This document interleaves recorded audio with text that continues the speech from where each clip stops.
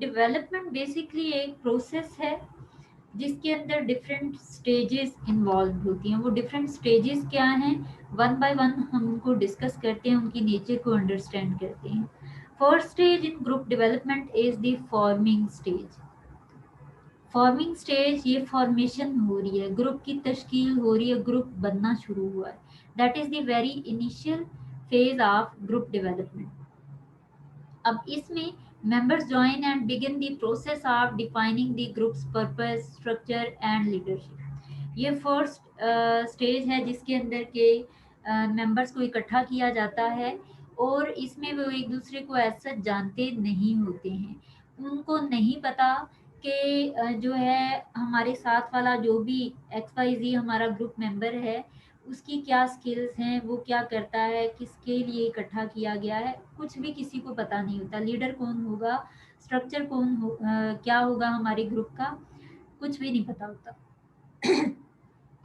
सो forming stage जो है इसके अंदर बेसिकली ये फर्स्ट स्टेज है जब लोगों को इकट्ठा किया जाता है, एक ग्रुप बनाया जाता है, तो उसके अंदर वो एक दूसरे के साथ थोड़े वो फॉर्मली बिहेव कर रहे होते हैं कि जो लिसनर है वो माइंड ना कर दे, प्लस वो अपने थोड़ा वो इमेज कॉन्शियस हो रहे होते हैं कि हम कुछ ऐसा ना कह दें कि हमारा इमेज जो है वो एक बैड इमेज क्रिएट हो जाए।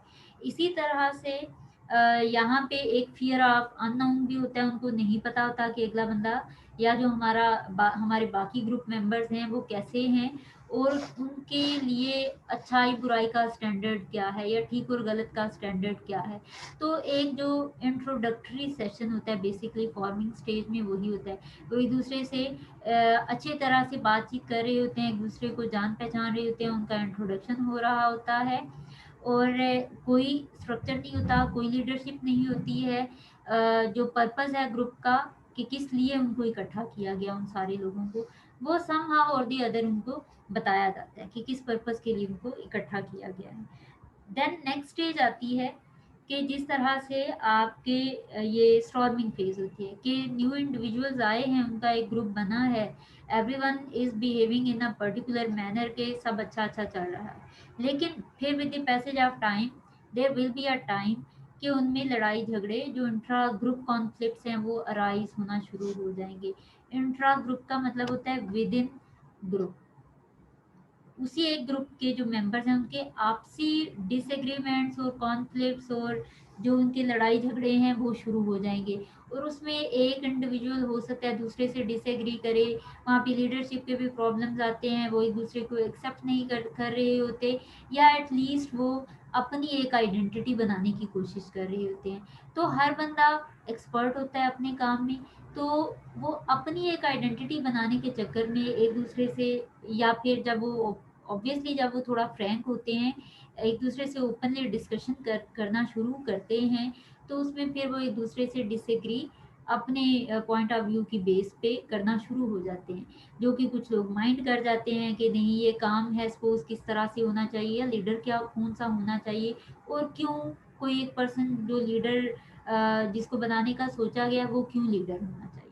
तो लीडरशिप के हवाले से बेसिकली एक जो कॉन्फ्लिक्ट है वो अराइज होता है यहाँ पे, क्योंकि लीडरशिप जो है वो एक बता रही होती है कि आप बाकियों से रिलेटिवली सुपीरियर हैं और आपके पास पावर्स ज़्यादा होंगी। तो वहाँ पे डिस्प्यूट्स और डिसएग्रीमेंट स्टार्ट हो जाते हैं। Then the third phase is norming phase या नॉर्मिंग स्टेज। अब क्योंकि स्टॉर्मिंग में वो आंधी तूफान जैसी कैफियत है ग्रुप के अंदर, तो obviously there is a need of a set of rules and regulations जो कि उस डिसएग्रीमेंट्स और उस कॉन्फ्लिक्ट्स जो है उस ग्रुप के अंदर उसको कंट्रोल कर सके, उसको रोक सके। क्योंकि लड़ाई झगड़े के लिए तो उनको इकट्ठा नहीं किया गया। तो कुछ नॉर्म्स डिसाइड किए जाएंगे, कुछ डूज एंड डोंट्स डिसाइड किए जाएंगे, किस तरह से बिहेव करना है, किन टॉपिक्स पे आप डिस्कशन कर सकते हैं, किन पे नहीं कर सकते हैं। That will be provided to the group members और उनको बताया जाएगा कि if you will be behaving in this particular manner तो ठीक है, you will be a part of the group, otherwise you will be kicked out from the group और आप इस ग्रुप का हिस्सा फिर नहीं रहेंगे। उसके बाद नेक्स्ट स्टेज आती है परफॉर्मिंग। अब रूल्स रेगुलेशंस डिसाइड हो गए, जो डिसएग्रीमेंट्स थे वो ख़त्म हो गए, तो अब नॉर्मिंग स्टेज के अंदर लोगों की आपस में ट्रस्ट बिल्ड होना शुरू हो जाता है, उनकी बॉन्डिंग बनना शुरू हो जाती है, क्योंकि अब वो रूल्स एंड रेगुलेशंस के अंदर रहते हुए एक दूसरे के साथ बिहेव कर रहे होते हैं। तो they will start understanding their other group members. उसके बाद अब सारे जो उनके कॉन्फ्लिक्ट थे, जो उनके डिसएग्रीमेंट्स थे, वो रिजॉल्व हो गए। तो next the time is to actually perform the task जिसके लिए उनको इकट्ठा किया गया था। तो यहाँ पे जो ग्रुप है वो फुली फंक्शन हो जाता है। जिस पर्पस के लिए इकट्ठा किया जाता है उस पर्पस के हिसाब से हर एक इंडिविजुअल की स्किल्स की अकॉर्डिंग उनको जो डिफरेंट पीस ऑफ टास्क है वो असाइन किया जाता है ताकि वो उसको परफॉर्म करें। और हर इंडिविजुअल अपनी कैपेसिटीज़ और कैपेबिलिटीज़ और स्किल्स को यूटिलाइज करते हुए अपने असाइन टास्क में ऑनेस्टी से परफॉर्मेंस देना शुरू हो जाता है। उसके बाद लास्ट स्टेज आती है ग्रुप डेवलपमेंट की, दैट इज एडजॉर्निंग स्टेज। ये बिल्कुल लास्ट स्टेज है कि परफॉर्मिंग स्टेज के अंदर they are performing the actual task for which they were collected together. और अब टास्क अचीव हो गया तो the time is to disband the group.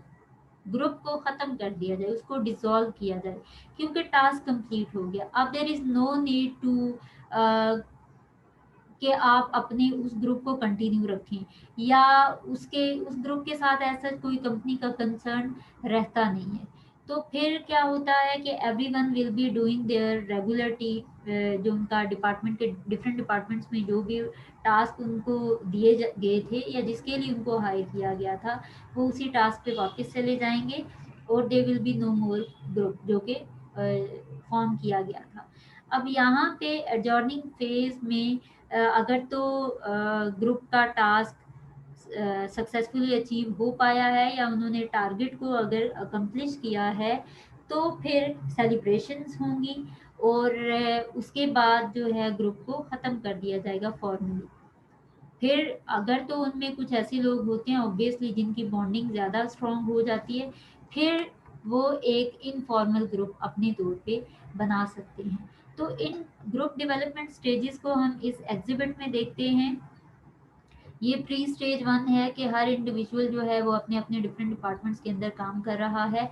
अब इनको इकट्ठे एक पर्पस के लिए, अब देखें उन इंडिविजुअल्स को ला के एक सर्कल के अंदर ड्रॉ कर दिया गया, एक स्पेसिफिक पर्पस के लिए उनको इकट्ठा किया गया है। फिर स्टॉर्मिंग फेज है, ये देखें यहाँ पे जो नीचे आपको एक स्क्वायर नज़र आ रहा है, इसकी तरफ दो तीन लोग अट्रैक्ट हो रहे हैं या इसे इंटरेक्ट कर रहे हैं, और दो लोग जो हैं वो एक और बंदे के साथ इंटरेक्ट कर रहे हैं। तो यहाँ पे हम कह सकते हैं कि बॉन्डिंग और इंटरेक्शन जो है डिसएग्रीमेंट्स की बेस पे हो सकता है, या फिर हम इस डायग्राम की बेस पे अंडरस्टैंड कर सकते हैं कि ये जो तीन हैं they are agreed with the this one person, कि ये अगर इसको लीडर चूज कर लिया जाए तो इनको कोई मसला नहीं है। लेकिन जो एक इंडिविजुअल है वो इसकी अपोजिशन में आ गया और इन तीनों में से दो लोग जो हैं वो उसकी साइड पे हैं। तो यहाँ पे फिर डिसएग्रीमेंट्स, चाहे वो लीडर हो, चाहे पावर हो, चाहे वो क्या बात है या पॉइंट ऑफ व्यू हो किसी का पर्सनल, उसकी बेस पे डिसएग्रीमेंट्स जो हैं वो आना शुरू हो जाते हैं।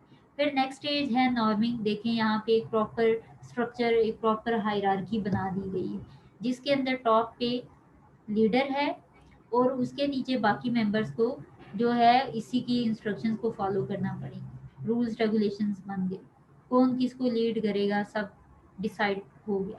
फिर यहाँ पे वो सारे मेंबर्स एक दूसरे के साथ इंटरेक्ट करते हुए अपने एक्चुअल टास्क को परफॉर्म कर रहे होंगे।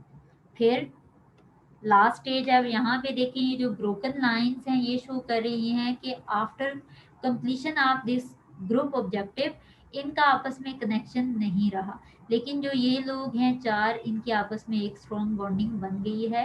दैट मीन्स कि ये एक इनफॉर्मल ग्रुप बना लेंगे और कहीं ये टूर पे जाना चाहें, लंच करना चाहें, या कोई भी इनकी किसी भी तरह की गैदरिंग हो, या अलग से कोई बिजनेस स्टार्ट करना चाहें,